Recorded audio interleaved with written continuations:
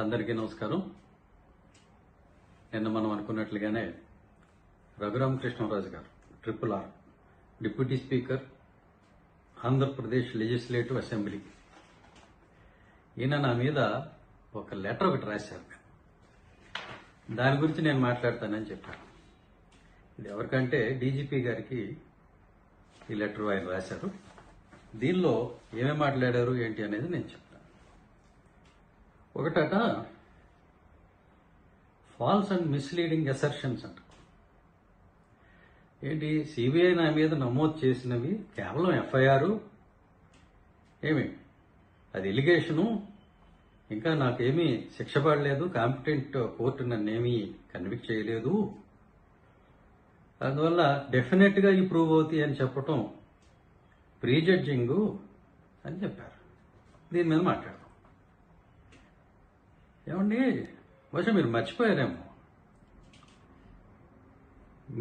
మీరు మా మీద పెట్టిన కేసు ఏదైతే ఉందో, విజయపాల్ మీద, మాదిగ సోదరుడు విజయపాల్ మీద, అలాగే కాపు సోదరి డాక్టర్ ప్రభావతి గారి మీద, అలాగే గిరిజనటువంటి సునీల్ కుమార్ నాయక్ మీద, నా మీద, మా అందరి మీద మీరు ఒక కేసు పెట్టారు కదా, కస్టోడియల్ టార్చర్ అని.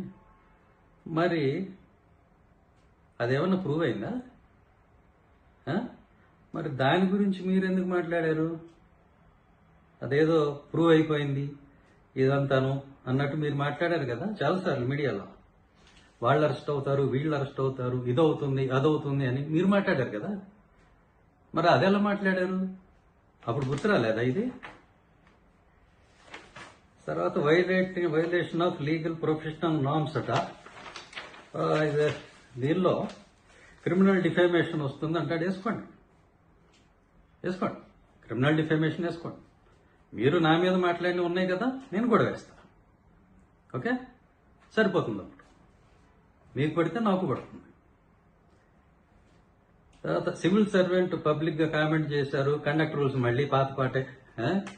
సివిల్ సర్వెంట్ అయినంత మాత్రాన నేనేమి ఇక్కడ ఆంధ్రప్రదేశ్ పౌరుని కాకుండా పోను. అలాగే బ్యాంకులో నా డిపాజిట్లు ఉన్నాయి. నేను ఒక డిపాజిటర్గా నేను మాట్లాడే అధికారం నాకుంది. ఓకే, తర్వాత ఇది ఫైనల్గా బెస్ట్ కామెడీ పార్ట్ అన్నమాట. Prejudice to fair investigation and trial. ఈ వీడియోలో ఆయన కన్క్లూజివ్లీ ఎస్టాబ్లిష్డ్ మై గిల్ట్. సో పబ్లిక్గా ప్రెజరైజ్ చేస్తున్నారు ఇన్వెస్టిగేటింగ్ ఏజెన్సీస్ని. ఫస్ట్ దీని మీద మాట్లాడదాం. నేను మాట్లాడితేనే మీకు అదేదో ఇన్వెస్టిగేటింగ్ ఏజెన్సీస్ని ప్రెజరైజ్ చేశానని అంటున్నారు కదా. మరి మీరు ఎన్నిసార్లు పబ్లిక్గా మీ కేసు గురించి ప్రతిరోజు మీడియాలోకి వచ్చి, యూట్యూబ్లోకి వచ్చి, టీవీ ఛానల్స్లోకి వచ్చి, పేపర్లోకి వచ్చి మీరెన్నిసార్లు మాట్లాడలేదు? అప్పుడు గుర్తురాలేదా ఇదంతా? మీరు మీ ఇష్టం వచ్చినట్టు తాగి మాట్లాడచ్చు. అదే మంచినీళ్ళు, మీ ఇష్టం వచ్చినట్టు మంచినీళ్ళు తాగి మీ ఇష్టం వచ్చినట్టు మీరు మాట్లాడచ్చు. ఇంకెవరు మాట్లాడకూడదు. మరి అప్పుడు గుర్తురాలేదా ఇది? ఏది పబ్లిక్గా మాట్లాడటం అనేది? సరే, దీని గురించి మాట్లాడదాం. ఇన్వెస్టిగేటింగ్ ఏజెన్సీని ప్రెజరైజ్ చేయడం. మరి మీరు ఎంతమంది సాక్షుల్ని బెదిరించారు మీ కేసులో? ఎన్నిసార్లు మీరు ఇన్వెస్టిగేటింగ్ ఆఫీసర్కి మీరు ఫోన్ చేశారు? తీయండి, మీ ఐపీడీఆర్, మీ సిడిఆర్, మీది, మీ లాయర్ గారిది తీయండి. ఎవరెవరితో మాట్లాడారో ఈ 2 సంవత్సరాల రికార్డు ఉంటుంది. ఇప్పుడు నేను పిటిషన్ వేస్తున్నా అవన్నీ ప్రిజర్వ్ చేయమని. అప్పుడు తేలిపోతుంది ఎవరు ఇన్వెస్టిగేటింగ్ ఏజెన్సీని ప్రెజరైజ్ చేశారో. అప్పుడు ఆ పిటిషన్లో ఆర్డర్ వచ్చిన తర్వాత తేలుతుంది. Okay, creating a media trial. మరి చాలా కామెడీగా ఉందండి ఇది. మీడియా ట్రయల్ గురించి మీరు మాట్లాడటం ఏంటి? పొద్దున్న లెగిస్తే మైక్లోనే ఉంటారు, మాట్లాడుతూనే ఉంటారు. మీరు మాట్లాడటం ఏంటి మీడియా ట్రయల్ గురించి? మీరు ఎన్నిసార్లు, మీరు ప్రతిసారి పాపం ఆయన మాదిగ సోదరుడు క్రిస్టియన్ విజయపాల్ మీద మీరు ఎన్నిసార్లు మాట్లాడారు? అబ్యూజివ్ లాంగ్వేజ్ యూజ్ చేస్తూ మీడియాలో మీరు మాట్లాడలేదా? ఆ క్లిప్లన్నీ ఉన్నాయి, చూద్దాం. ఆవిడ ప్రభావతి గారు పాపం, ఆవిడేదో డాక్టర్ చదువుకుని ఆవిడ పని ఆవిడ చేసుకుని రిటైర్ అయిపోతే, కాపు సోదరి, ఆవిడ మీద మీరు ఎంత మాట్లాడారు? ఆవిడేదో యాంటిసిపేటరీ బెయిల్ వేస్తే దాని మీద మీరు కామెంటరీ చెప్పారు. తప్పు చేయకపోతే యాంటిసిపేటరీ బెయిల్కి ఎందుకు వేస్తారని మీరు మాట్లాడారు. అది మాట్లాడచ్చా? మరి అదేంటి, మీడియా ట్రయల్ కదా, మరి అదేమిటి? ఇట్లా మీ ఇష్టం వచ్చినట్టు మీరు చేస్తే సంసారం, వేరే వాడు చేస్తే ఏదో అన్నట్టు నోటుకు వచ్చినట్టు మాట్లాడటం కరెక్ట్ కాదు. ఓకే, ఇక ఆఫ్ చేయండి ఇదంతా, ఈ తమాషా. ఇది మీ లెటర్కి నేను ఇచ్చే సమాధానం. ఓకే, ఇక మీ మీద ఇదిగోండి, నా దగ్గర ఇంత రికార్డు ఉంది. ఇప్పుడు ఇదంతా నేను చదివి వినిపించలేను, మన వాళ్ళకి టైం సరిపోదు. కొంచెం క్లుప్తంగా కొంచెం హైలైట్ ఉన్నవి నేను చెప్తాను. మీరేదో నా పరువు పోయింది, అది ఇది, నా మీద ఏం ప్రూవ్ కాలేదంటున్నారు. ఇదేంటి గుర్తుపెట్టారా? Action notice. మీరు ఏ తప్పు చేయకపోతే మీ ఆస్తులు వేలం వేయమని చెప్పి నోటీస్ ఎందుకు వచ్చింది? ఇదిగో, ఇది ఒక యాక్షన్ నోటీసు. ఇవన్నీ నెట్లో పెడతానులేండి, అందరూ చూసుకుంటారు. ఇదిగోండి, ఇది ఇంకొక, మీరు అప్పులు తీర్చకపోవడం వల్ల మీ ఆస్తులు వేలం వేయాలని ఇంకో నోటీస్. ఇవన్నీ ఎందుకు వచ్చినాయండి? ఇక మీ మీద 2019, 2020, 2021 ఈ 3 సంవత్సరాల్లో 3 కేసులు సిబిఐ వారు నమోదు చేశారు. ఏమండి? ఈ 3 కూడా బ్యాంకుల్ని మోసం చేసినటువంటి కేసులే. వీటి విలువ 2,000 కోట్ల పైచిలికే ఉంటుంది. ఓకే, నేను మిమ్మల్ని 420 అని నేను అనలేదండి. సిబిఐ వారు 420 కింద మిమ్మల్ని గుర్తించారు. సిబిఐ చేత గుర్తించబడినటువంటి 420 మీరు మీ కుటుంబ సభ్యులని మాత్రమే నేను అన్నా. ఎందుకంటే ఈ ఎఫ్ఐఆర్ లో సెక్షన్ 420 అని ఉంది చూడండి. సెక్షన్ 420 అన్నిట్లో ఉంది. ఇది చూడండి, ఇదిగోండి, ఒక దాంట్లో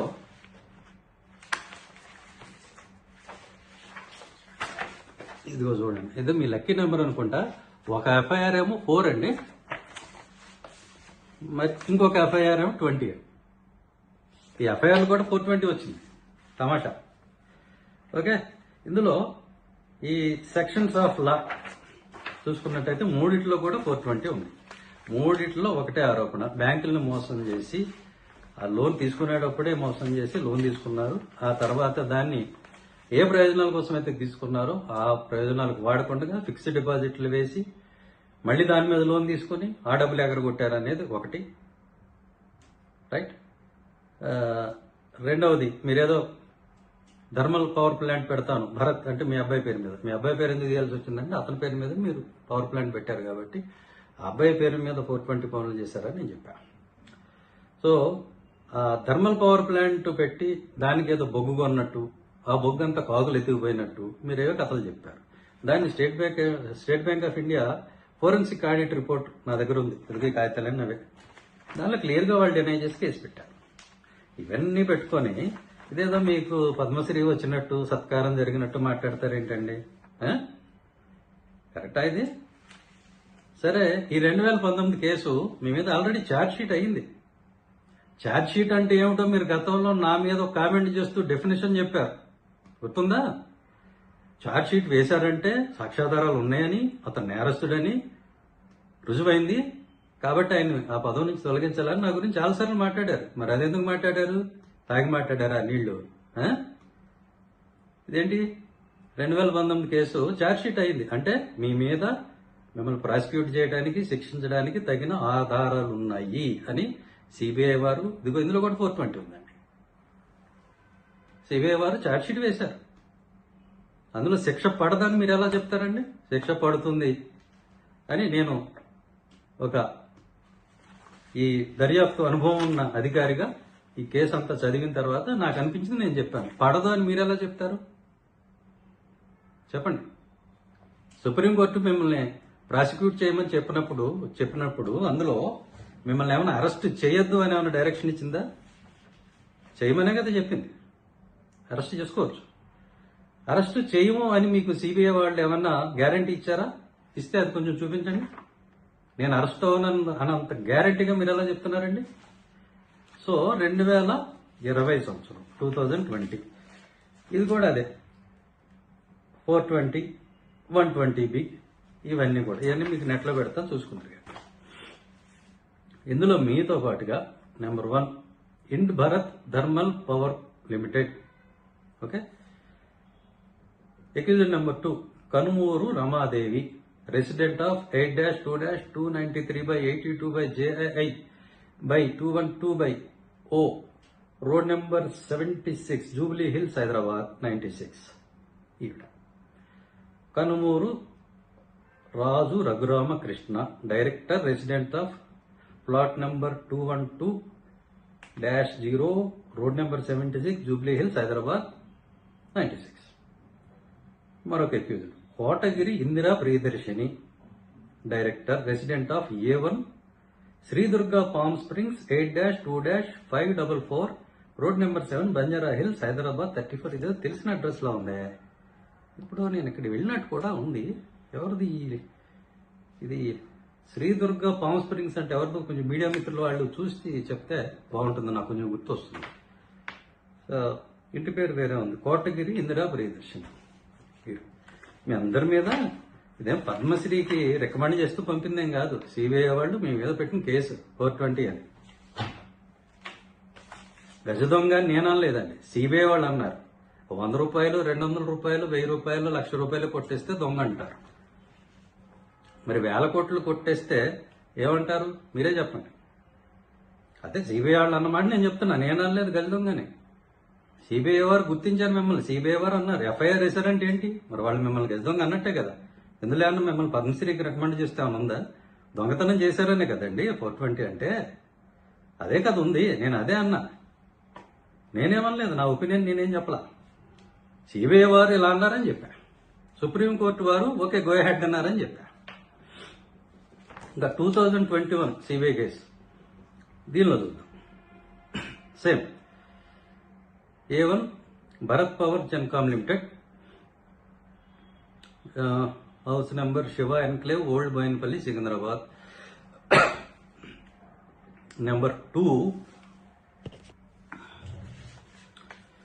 2 Shri Kanumuru Raghuramakrishnaraju, director, address plot number 212-0, same road number 76, Jubilee Hills, Hyderabad 33. Accuser number 3 Kanumuru Ramadevi Shrimati, director, same address.